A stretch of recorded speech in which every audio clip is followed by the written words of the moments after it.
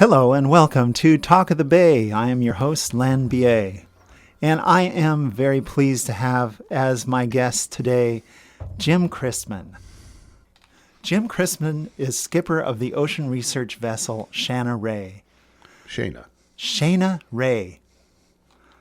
To a wide range of academic, commercial, and governmental clients, Shana Rae is a trusted friend that needs no introduction. After sailing much of the eastern North Pacific for fun, Jim Christmann operated a university coastal research vessel for 11 years before making the jump to the research vessel Shana Rae in 1986, when Jim finished the vessel's last season as a salmon tender on Prince William Sound. Since then, Shana Rae has supported a sweeping variety of projects across the spectrum of coastal marine research. These efforts have ranged from coring, remote-operated vehicle and dive operations, towed and anchored arrays, benthic and sub-bottom studies, to film work, live critter tagging and tracking, pipeline inspections, and weather balloon launches. His clients have included the Monterey Bay Aquarium Research Institute, National Oceanic and Atmospheric Administration, National Marine Fisheries Service, United States Geological Survey, Woods Hole Oceanographic Institution, Cal Poly, Jet Propulsion Labs, Scripps Institute, Stanford Hopkins Marine Station. Oh, stop.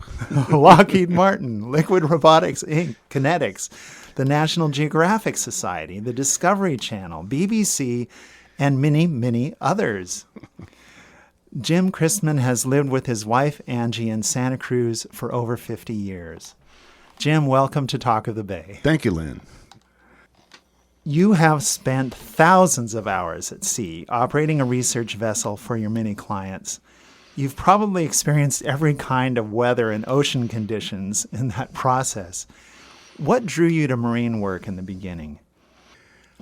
I kind of fell into operating a 40-foot research vessel for UC Santa Cruz in 1976 after having done a lot of sailing with one of their boats and lots of students and lots of staff.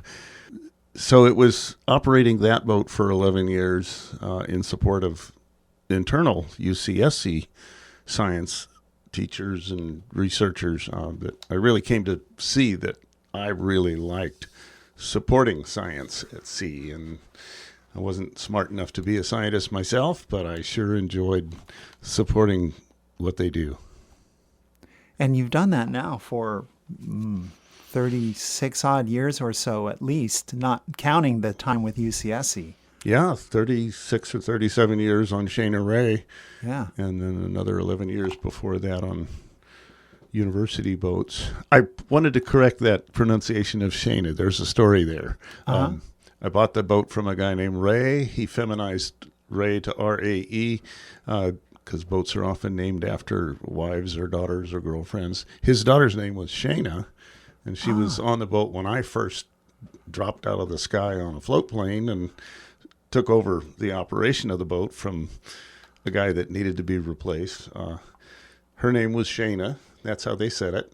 And so the first thing I did on that boat was make friends with Shana. Little 11-year-old girl. I made a swing for her, and she was very shy. So a swing on the boat. Yeah, I just threw a line over a boom and took a bumper and made a swing for her. Just broke the ice. So she lost her life some decades later. She's gone, but I've heard it all said all different ways. Shana. So I don't usually bother to correct the pronunciation, but in this case, I think I will. Yeah, no, because it's going to come up again. Yeah, it's Shana. Yeah, and this craft has been re-outfitted. I mean, you were using it as a fishing tender, which for folks who don't know what that is, could you give us a quick explanation?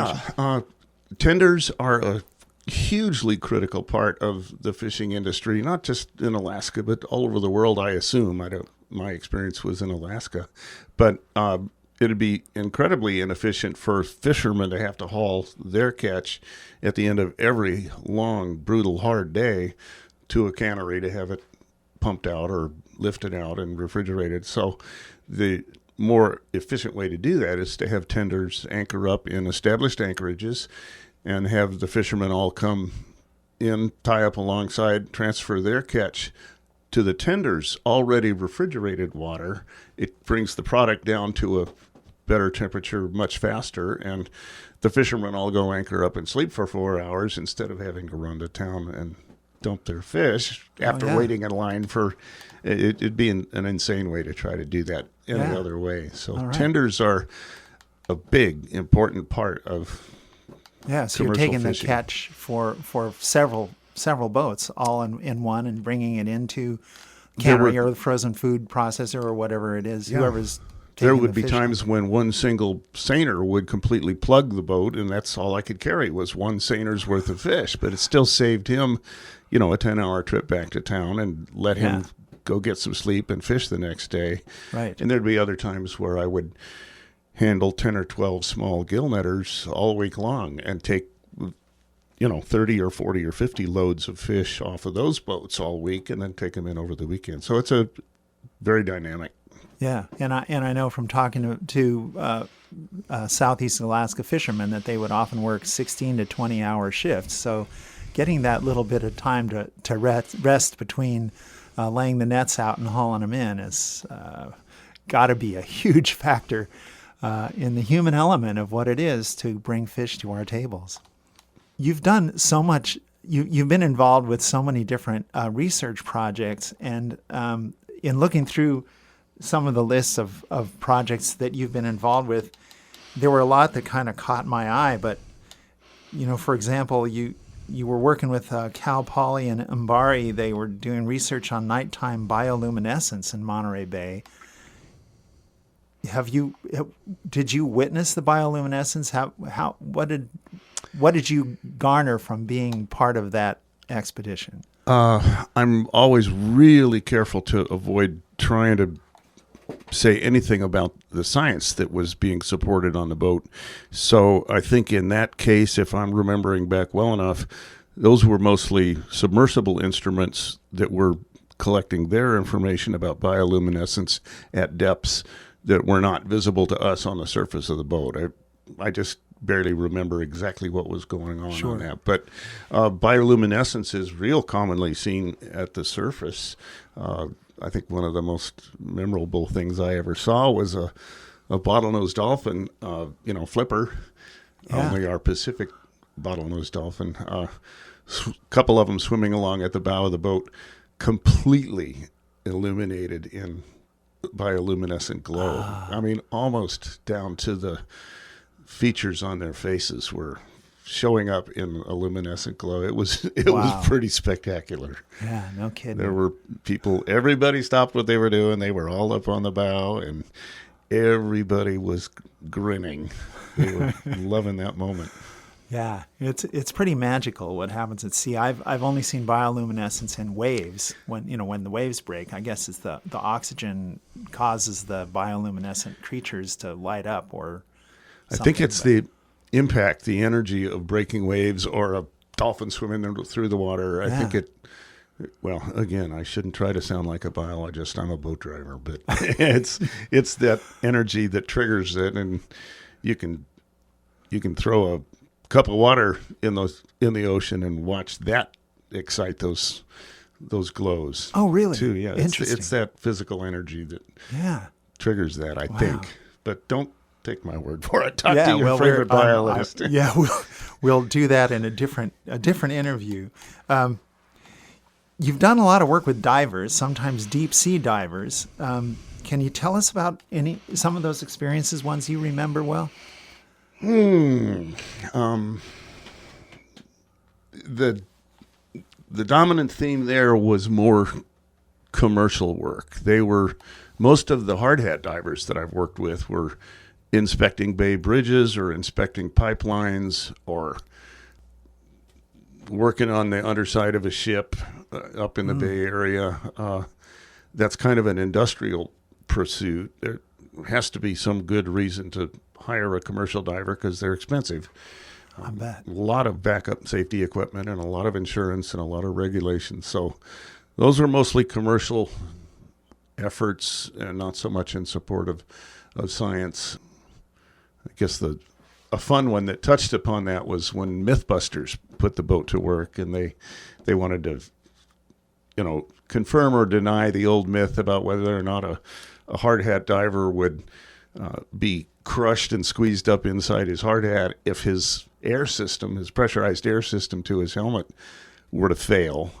And so they simulated all that on the boat. They put an old antique hard hat and a dry suit all mannequined up inside a welded cage with cameras and lights all in his face. And then, of course, they cut the air pressure to the suit, when the assembly was down 300 or 400 feet. And wow, the divers all knew what was going to happen. There's no denying the physics of that.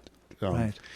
It crushed everything up, and they had made a human form out of pig parts and full of guts and bags of blood, and of course all that got smashed up into the hard hat just right in the front of the cameras, just Yikes. As the divers and I all knew it would. There's no avoiding that. I'm glad I don't watch Mythbusters. Yeah.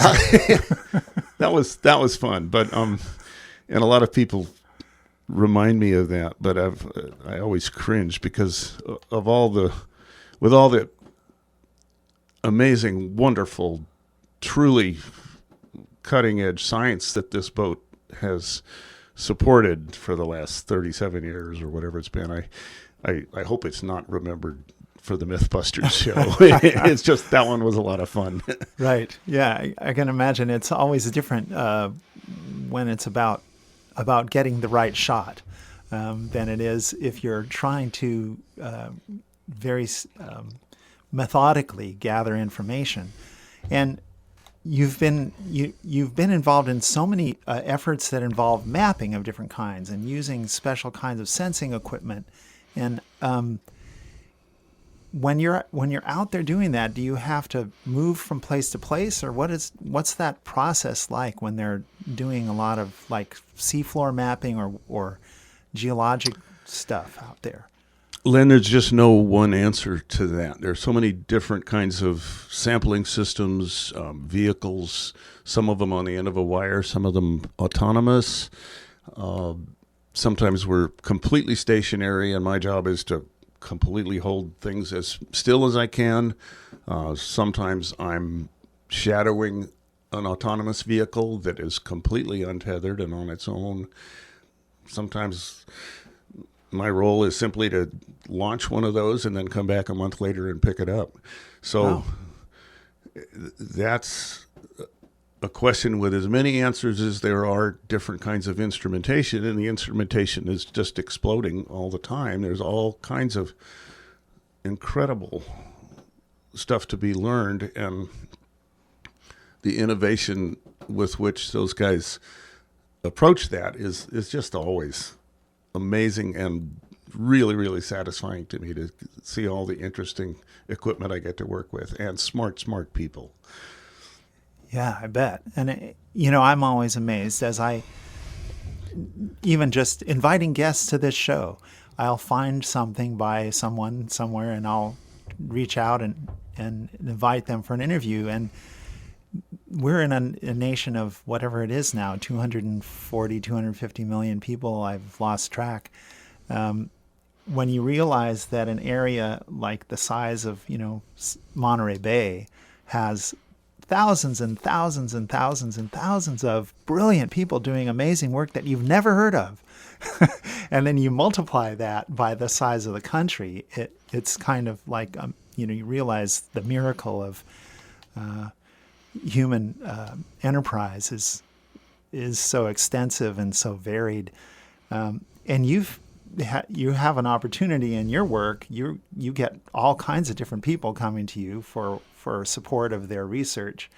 Do you have, between the different kinds of organizations, because you've done work for private corporations and you've done work with a lot of these educational institutions, and you've done work with the media, do you have a favorite kind of client, or is there a favorite kind of work you like supporting? I have to say yes. I have supported a huge range of projects, and that's what keeps it fresh and exciting for me. I just feel like I've stumbled into the most exciting niche that was ever going to come anybody's way. I feel incredibly lucky about that. And I'm kind of an omnivore myself in terms of things I'm interested in. I wanted to take everything from astronomy to zoology when I was a student at UCSC. But in my adult life, I've come to really prefer, my favorite are any of the fisheries science, national marine fisheries types, that I can be involved in any kind of support of actually helping sustain those populations. I love it when we get to see some of the critters themselves wiggling on deck, usually before they go right back in the water. But yeah, I think anything to do with fisheries is kind of the top of my list. Yeah. And I've got my own tiny bit of experience running the tender in Alaska. I also was a deckhand on a king crabber for one season in Cook Inlet. I learned enough about commercial fishing there to know it wasn't for me. So, yeah, I did all the commercial fishing I needed to in 4 months for my whole life. But, Yeah. And I tie up with fishermen. I've tied up the boat here in Monterey Bay or anywhere I go. I've tied up. Usually they'll assign me a slip along the row of commercial fishing boats because that's what the boat looks like. That's how it fits into the scheme of things. So I've tied up with fishermen and heard their problems and heard their frustrations for my whole career. Used to encounter some real hostility there when they were first suspecting me of ruining their livelihoods because I was involved with scientists. But that's a thing of the past. There are an awful lot of really bright, forward-looking, broad-thinking fishermen now that understand the need to have well-regulated fisheries just for the sustainability of it. They want fisheries there for their kids, and I tell them all the time when, we're just shooting the breeze, the scientists that I work with are all in the business of trying to make the world a better place, and they all like to eat crab and salmon just as much as I do. So Yeah. There's an amalgam there that I always keep in mind as sort of those two industries coming closer and closer together. And I like to think I'm just a little bit of a crossover point where I can try to represent one to the other a little more articulately than maybe they've been hearing. Yeah, that's great because there is, the detail of the actual work is sometimes not apparent to scientific researchers, and really having an understanding and better yet, a dialogue where they can kind of understand how this gets started, where is it getting us, how can we make it different that will work, instead of a heavy-handed top-down approach. Yeah, so, yeah. When you're collaborating, you can come up with really good answers. I've always wanted to see a scientific viewpoint be receptive to the incredible body of knowledge that fishermen have assembled over their lifetimes of being on the water and, usually approaching the same niche in that microenvironment, targeting the same species. There are some fishermen that know a lot more about some aspect of fisheries than any scientist is ever going to have the opportunity to gain. I wish there was more crossover there, more openness, better communication. I've always felt that way, and I've always encouraged scientific clients to share what they are doing with the public. I think the public is hungry to learn more about what's being done with their tax dollars. So, I'd like to see more communication there. Well, and it's great that you're facilitating that. I try. If you're just tuning in to Talk of the Bay here on K-Squid, my guest is Jim Christmann. Jim is the operator of the research vessel Shana Rae, which has been out in Monterey Bay waters and San Francisco Bay and offshore waters here for some 36 years or so.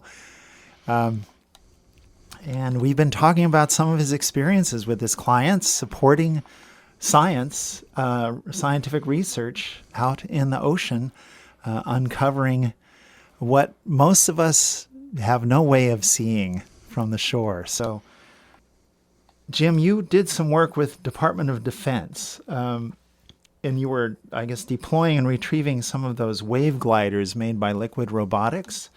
They're little, I've seen a little bit about them in the past. They're little autonomous sort of instrumented devices for detecting things, including, for example, submarines, if that was what you wanted to detect. Are you allowed to talk about the work that you did with them? Oh, sure. Okay, sure. good. Oh, sure. Yeah, sure. Those wave gliders, you mentioned Liquid Robotics. They've been bought out by Boeing now, so I haven't heard too much of them in the last year. Those are really revolutionary vehicles. They were a few years back. Completely autonomous, wave-powered for their propulsion and their navigation through the water through a satellite link. They're driven all over the world, and I personally launched 4 of those out of San Francisco for Liquid Robotics. 2 of them went to New Zealand, I think, and 2 of them went to Japan, and they were collecting data the whole way. Wow, that's enormous range. I think 3 out of 4 of them. I think 3 out of 4 of them made it. I think one of them got run over by a ship. But that's part of the beauty of those, is that they are, relative to the expenses of sending big research vessels halfway around the ocean, they are much more economical, and there are no human lives lost in a collision like that. So they're pretty spectacular. They can be instrumented any way that a purchaser of one of those instruments wants to instrument them, for seismic studies or oceanographic work or acoustic work, the way you alluded to submarines. They can be very, very silent listening devices, great for marine mammals, acoustic studies on marine mammals. They're pretty wonderful instruments. I just picked up 6 of them last Monday for Woods Hole and Scripps. We had launched, I think, 18 or 20 of them a month and a half ago in September. That a little fleet of these things went north up towards Oregon and back. They didn't even tell me how far they were going, but they were collecting oceanographic data in the upper several meters of the water column, learning an awful lot more about vertical mixing of nutrients and carbon dioxide and carbon sequestration. I better stop there, because I've only had the briefest of discussions, about what those were. I was mostly working with technicians for the vehicles themselves, but they were doing their best to explain the science behind it to me, which is always, I'm always on people's backs to explain what you're doing so I can understand better how this all works. That's the part of this work that really blows my hair back, is understanding the larger picture. Yeah, and the body of research on all of that. I mean, it's amazing how much we don't know, and this is what they're trying to get a real handle on, so that when they look forward and make predictions, they're really basing it on the real science of how it works. So I think some of the instrumentation on that fleet of gliders that I just picked up, I think they told me that some of those instruments were sampling 3,000 times a minute, if I got that right. So they were downloading just an incredible body of data that's going to take somebody's big Cray computer some days to figure all out. But that all happens way over my head. Wow. Yeah, and you talked about when you're working with scientists who are working with wildlife, and sometimes they actually bring the fish or the sea mammals on board, and tag them or do whatever they need to do, and then put them back in. Could you describe just any one of those trips that you've been on where you've had where they're pulling in wildlife and go again? Probably my favorite, and again, this is going to tie in with my predilection for fisheries work. Bottom trawling used to be a much more common scientific technique than it has become lately. It's hardly ever done anymore, in my experience. The scientists don't want to kill anything, of course. But 40 or so years ago, or more recently than that, 30 years ago, trawling was a pretty commonly used way to examine benthic species, and it's kind of an indiscriminate method of collecting. We would usually tow a net for just 10 minutes or so, and it was a tiny little net, 20 feet wide. So it would have a pretty minimal impact on the overall biota, but it would kind of bring up everything, usually a 1/4-inch mesh size that would kind of take everything. And, a lot of those critters did not survive that process, and so that's why it's kind of fallen into disfavor over the decades, as it should. Now they're able to learn more by towing an instrument through the water about the DNA of all of the species, from the wormy little wigglers up to the blue whales.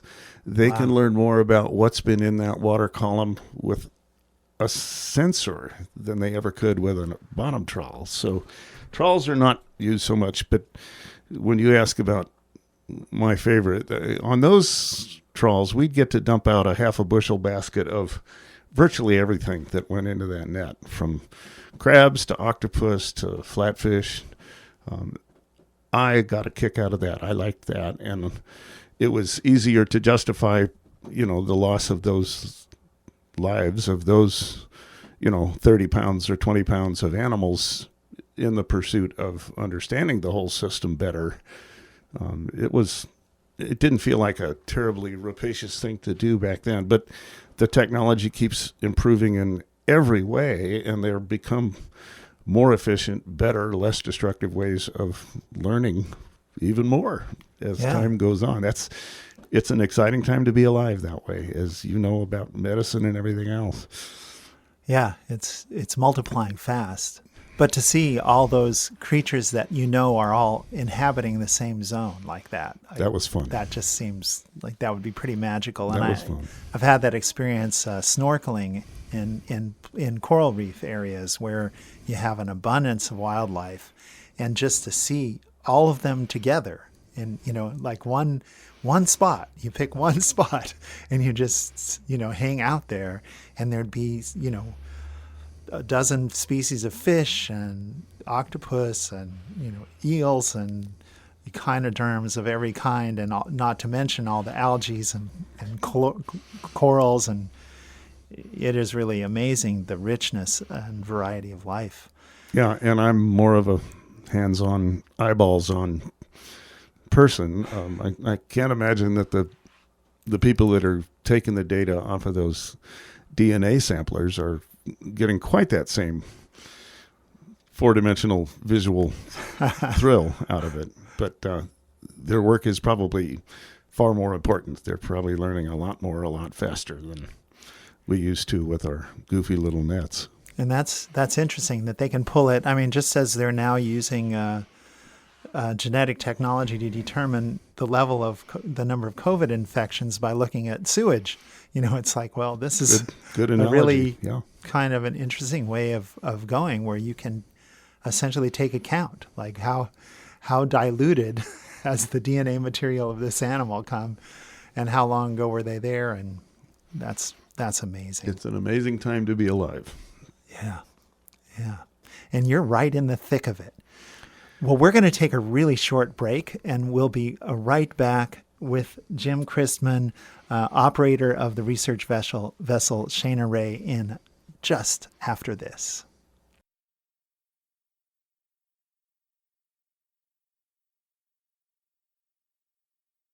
Welcome back to Talk of the Bay. If you're just joining us, my guest is Jim Christmann. He is the operator of the ocean research vessel Shana Rae. I keep getting a tongue twister with all the S's and SH's in that phrase, but that's Jim has been out in the waters of the Pacific here for a long time, and well over 36 years counting before he had his own ship, and has wonderful stories to tell about supporting science and research out in the marine environment. Jim, a lot of times you have clients who want you to hold a position somewhere in the water while they're doing their research. How easy is it to hold a boat still when it's too deep to drop an anchor? There are as many different answers to that as there are different kinds of water. I've had to do some absolutely pinpoint precision holding up in San Francisco Bay for core sampling, sometimes what we call live boating in a really specified, tightly indicated spot. The other end of the extreme is one time up in Alaska on a USGS boat, I was asked to hold a boat in a specific position in an impossible situation. A 20-mile long fjord emptying out through a couple 100-yard wide Colorado River and ice as far as you could see, and all of it turning around with the tide and coming back, and a scientist accusing me of pulling the vehicle off the bottom, and me trying to explain to him that, no, your vehicle doesn't have the horsepower to handle its half of the load on the wire between us. So I got plenty of horsepower to hold the boat in position, but he would not or could not understand that he insisted I was pulling him off the bottom. It's too many. But you have tidal too many flow in a answers. fjord. That's Too many different answers to that question. Yeah, but the challenges, and especially, for me, it's like I'm the kind of, body surfer who goes out when the weather is perfect and the waves are perfect, and otherwise I don't do it anymore. When I was younger, I was a little more intrepid. But, when you're out there doing research, you've got to deal with whatever comes. And I know a lot of times researchers will try to schedule according to the weather, but there's got to be times that things go wrong. And I wondered if you've had some bad weather experiences that really, gave you a chance to figure out a way around the problem. I'm so careful with my clients that I've been pretty successful at keeping them out of those kinds of situations. And I'm pretty fundamentally chicken of the sea myself. I got an awful lot of respect for the power of the ocean. I think maybe the worst weather situation I found myself in on my own was just running the Shana Rae down from the Bay Area back here to be in time for a job with nobody on the boat. And, I feel like I could take a lot more risks with no clients on the boat. And I ran into my own little cyclonic system that wasn't forecasted. It wasn't even reported, but Lud McCrary up there at the lumber mill saw 65 or 75 knots of wind on his recording machine, and I drove right through the eye of that system. It's the only time I've ever experienced an actual eye with a calm section in the middle of it and 50, 60, 70 knots of wind all around it. So that was my own personal little storm. Wow. And what were the seas like with winds like that? Just a whole lot worse than they are at 50 knots. I don't know how else to say it. They're awful. They're awful. And then in that eye section, it was just really spooky. The water wasn't calm. It was jumping up and down in every direction all at once. But the wind died. The wind died. Yeah, I drove into a calm eye for 2 minutes, 3 minutes, 4 minutes, I don't know, and then got slammed from the other side, on the other side of that eye. I had never seen such a thing before or since. It came from the opposite direction once you passed it? Yeah, it's a cyclonic, just like a little mini hurricane. Wow. And the Shana Rae is not a sailboat, but you're still hit by the wind. Shana Rae is incredibly well-built Alaskan veteran of... It really sort of represents the pinnacle of boat design and production up until 1980. It's an incredibly well-built boat. So it's been back and forth across the Gulf of Alaska many, many times. It'll get you through whatever weather's coming if you handle it right, but it's still going to beat the tar out of the people inside. Yeah. Because you're basically part of the ocean at that point. I avoid that at all costs when I have clients on the boat. I am very cautious, and I'm only getting more so in my old age. Mm-hmm. There are very few instances where people have gotten into very rough weather at all on that boat because I'm so careful about that. Mm-hmm. Have you found that weather prediction is better than it used to be? Incredibly much more so. Just astonishingly. It used to be in the 70s when I was running a boat for UCSC that everybody looked to me to be the weather guru guy and expected me to get it right day after day after day after day.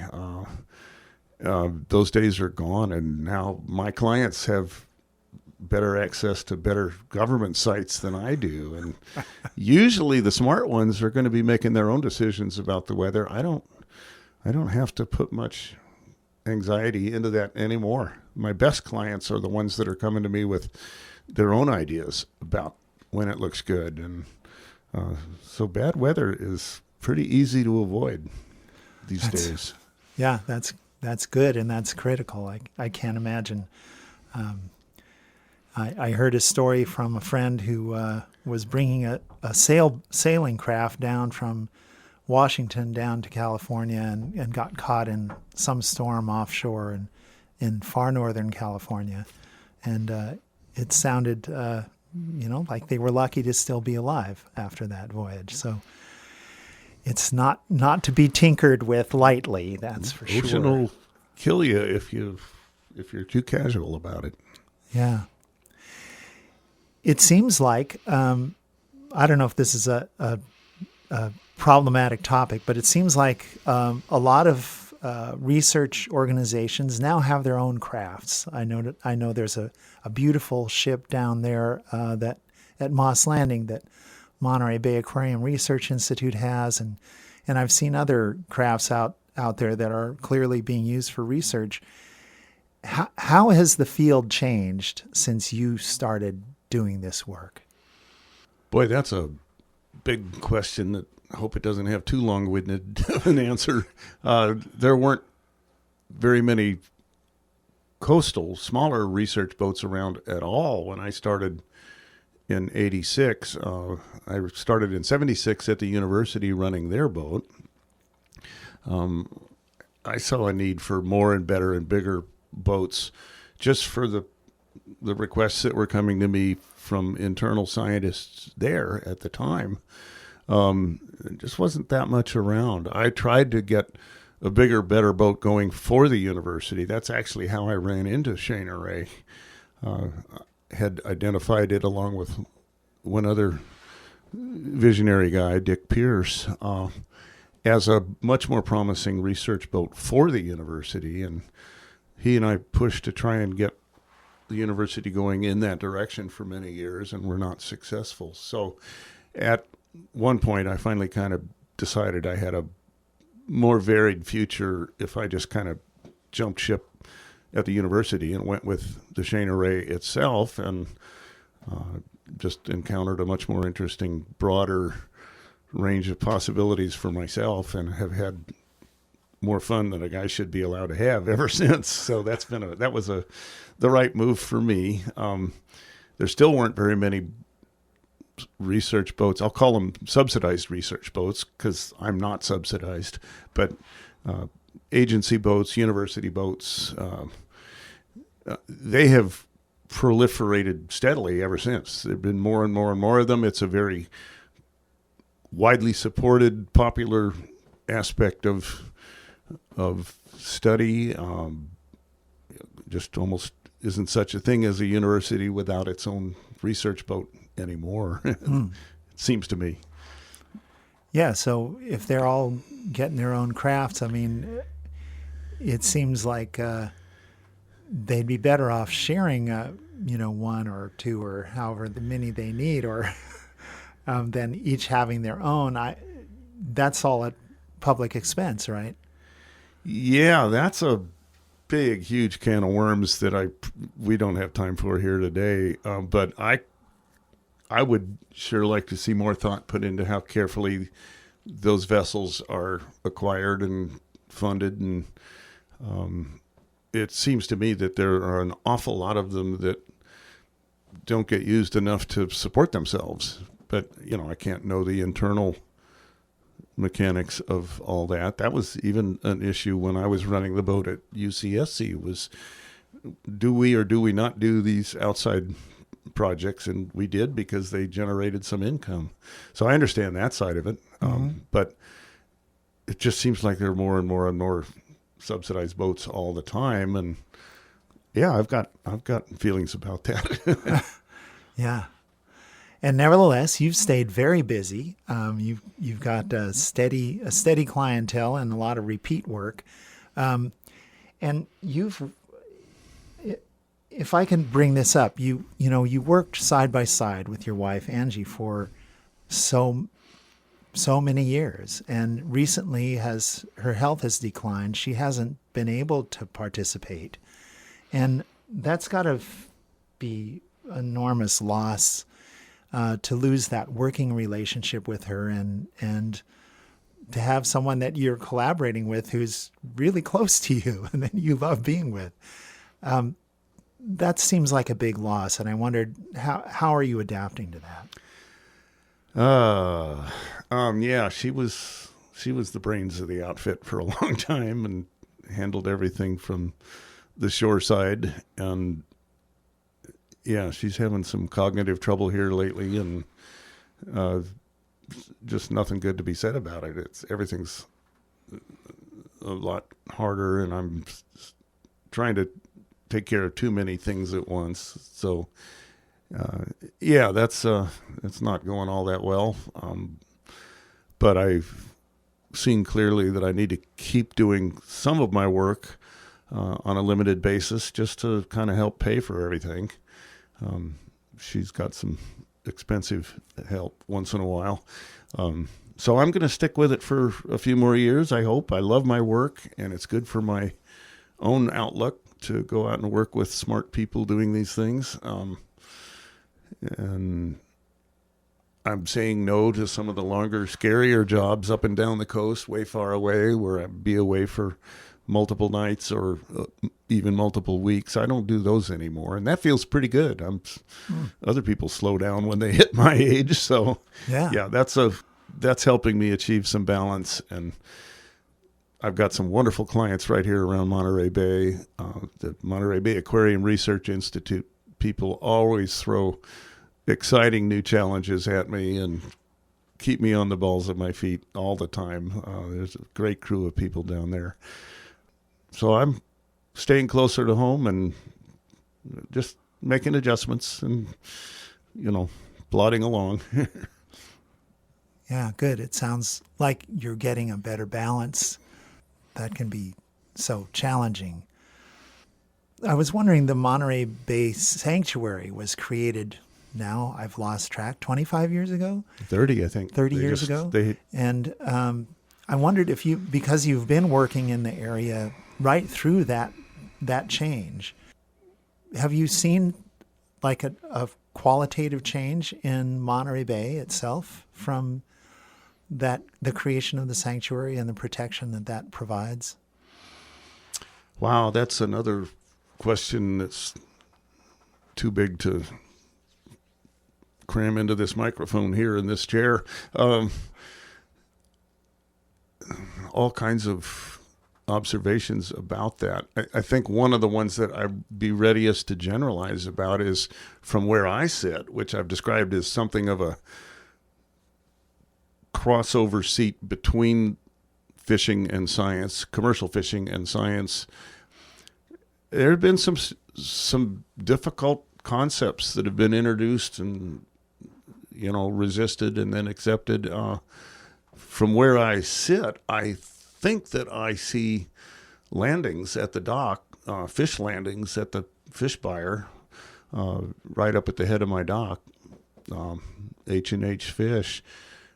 I think I see landings just kind of generally broader and stronger, and I do believe that some of the policies that the sanctuary has been key in installing some of the marine protected areas, which have proven to be abundant sources of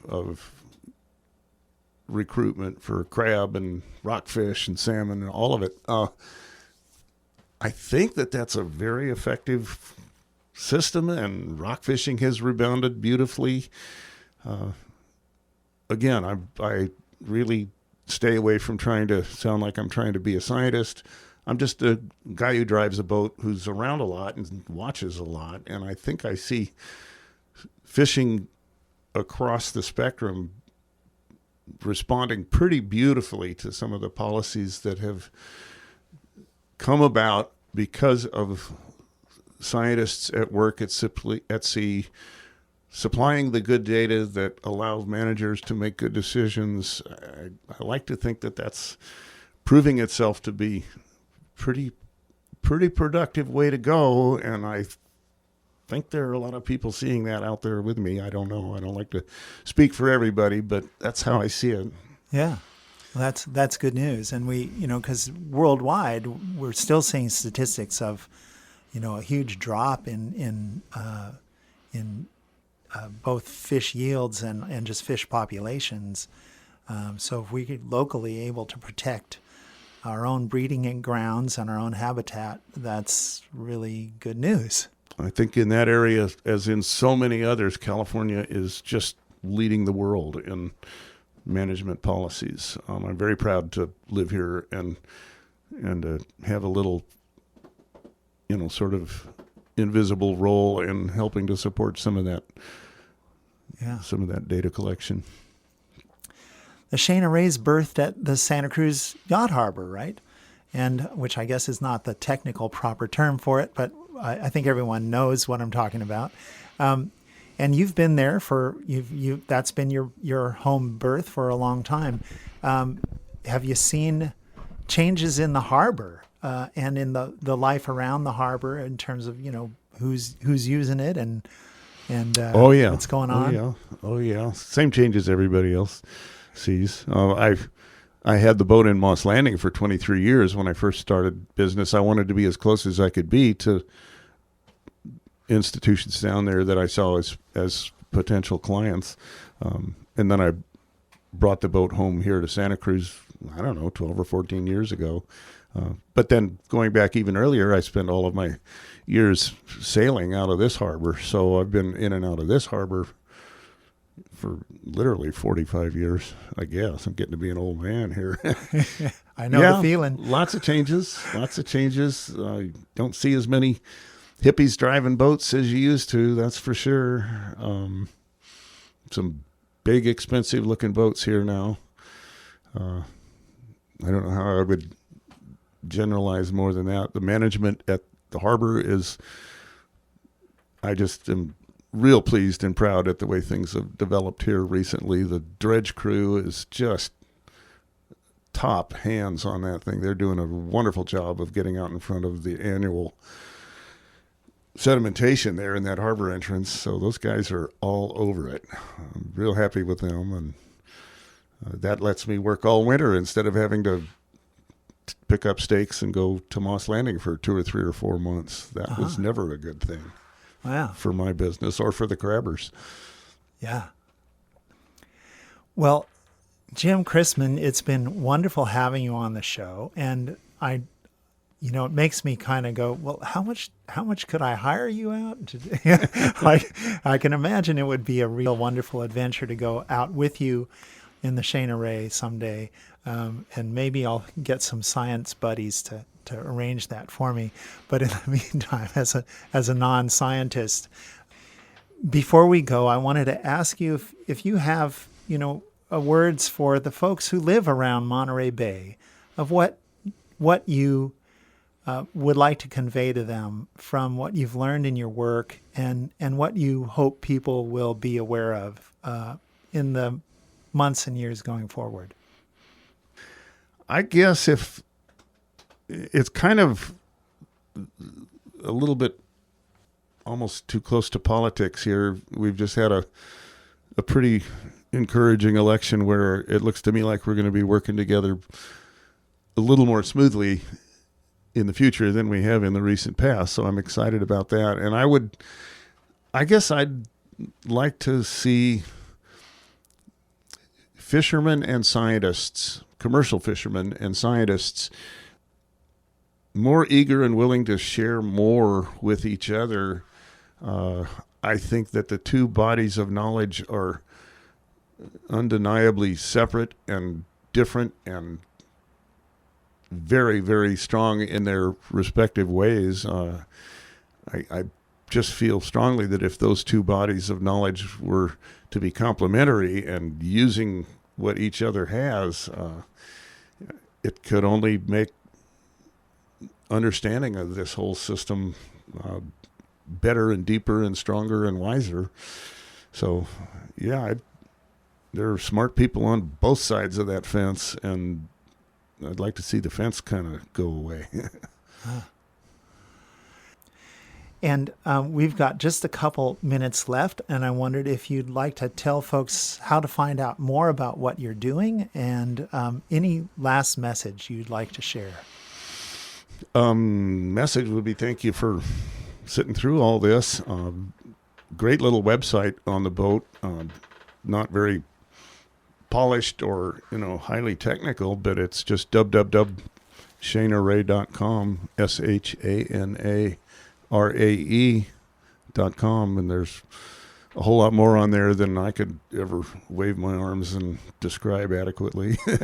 Lots of pictures, a couple of video clips, long list of past adventures. Just look around, give a call, holler. Great. Well, it's been an extraordinary pleasure, and I hope to have a chance to have you come back when you have new news as time goes forward. And thank you again for coming on Talk of the Bay. Thank you, Lynn. It's been real nice to be here.